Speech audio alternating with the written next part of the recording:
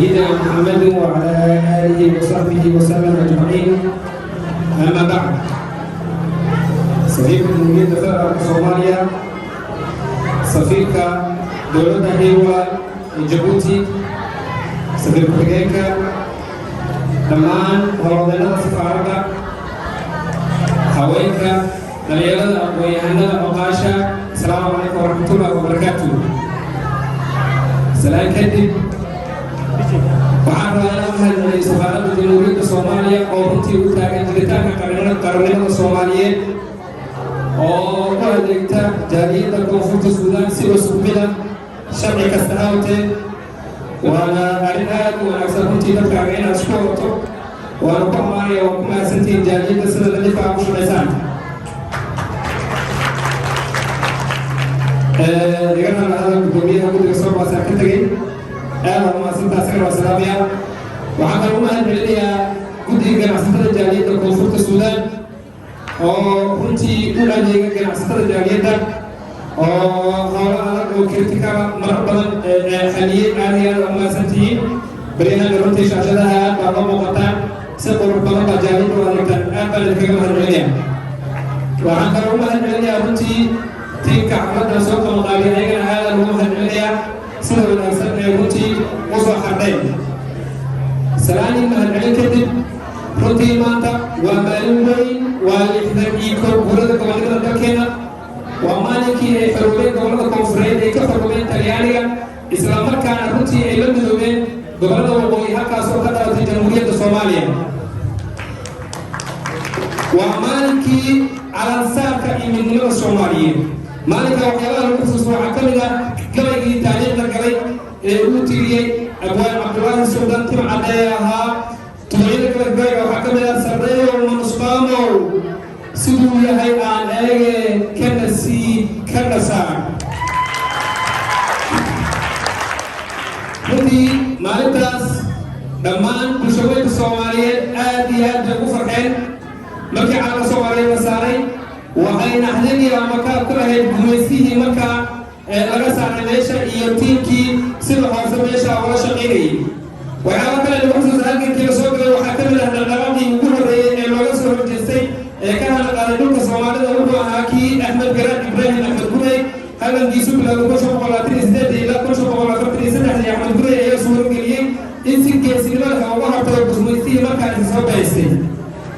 kadib waxaa seefta galka kala baxay halgamaagii weynaa Allah u naxariistee Sayid Maxamed Cabdulaahi Xasan oo runtii gumaysaha 20 sano iyo in ka badan dagaal kula jiray, isagoo dad xoogan u geystay ciidamadii dhulka ee Ingiriiska. kadib Ingiriiska dhulka waa ka baxay, waxay bilaabeen inay diyaarado ku soo weeraraan 21 Janaayo 1920 diyaaradii loola jiray magaceedu waa DH9. waxaa kaloo lagu xusuustaa runtii halgankii dalka loo soo galay gobonnimadii dhalinyaradii ururkii SYL 11 Janaayo 1948 dagaalkii ha noolaato oo runtii gabadh qiimo badan ay nooga baxday. Allah u naxariistee xaawataako. waxaan rabaa dardaaran anoo og runtii dhalinyaro ku socoto, anoo og inaad tihiin runtii milkiilayaasha dalka, anoo og dalkan inuu idin baahan yahay, anigoo og in 70% dalkan inaad adinka tihiin una halay doontaan. dalkan waxaan idiin sheegayaa inuu idin baahan yahay, maskaxdiina u baahan yahay, caqligiina u baahan yahay, aqoontiina u baahan yahay sidii uu heer u gaaro. xaqiiqatan dal kasta oo horumara waxaa horumarka gaarsiiyey waa dhalinyaro. haddii adinka aad ka seexataan runtii dalka waxaa waa horumar soconaya, runtii waa degaya. waxaa lagu dardaarmaya dalkiina inaad wareegtaan. waxaa yandara adigoo dhalinyara laga sugayo horumarka dalka inaad meelo hoose aan munaasab ahayn ku mashquusho sida qabiil iyo wixii la mid ah.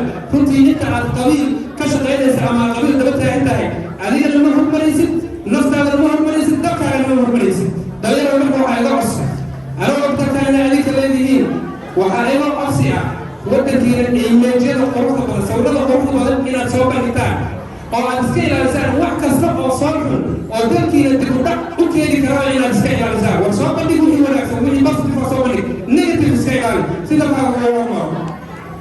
waxaan rabaa inaan soo gabagabeeyo anagoo runtii dad badan baa iga aqoon badan, iga karti badan, iga maskax badan inay halkaa fadhiyaan. waxaan rabaa inaan u mahadceliyo madaxweynaha jamhuuriyadda federaalka Soomaaliya mudane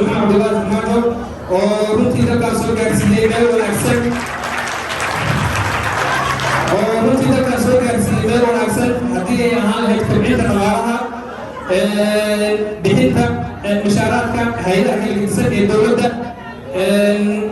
waxaan iyo dhiirigelinta dhalinyarada kobcinta dhaqaalaha waxaa aad iyo aad runtii wax lagu farxa ah madaxweynaha jamhuuriyadda federaalka soomaaliya dhammaan meelaha ugu waaweyn oo ugu sarreysa dhan wuxuu ka dhigay dhalinyarada aad iyo aad baan ugu mahadcelinayaa waxaan kaloo sidoo kale ku ammaanayaa madaxweynaha jamhuuriyadda federaalka soomaaliya tanaasulkii uu sameeyey mar kastoo ay isqabsadaan maamul goboleedyada ee doorashooyinka ay soo qabsadaan tanaasulka uu sameeyey isagoo runtii dadkaan rabay inuu gaarsiiyo doorasho qof iyo cod ah oo runtii gacantiina aad kaga cilbashaan qofka hataan aad doortaan waa iman doontaa insha allah ku daaga waxaan kaloo ku ammaanayaa arrintii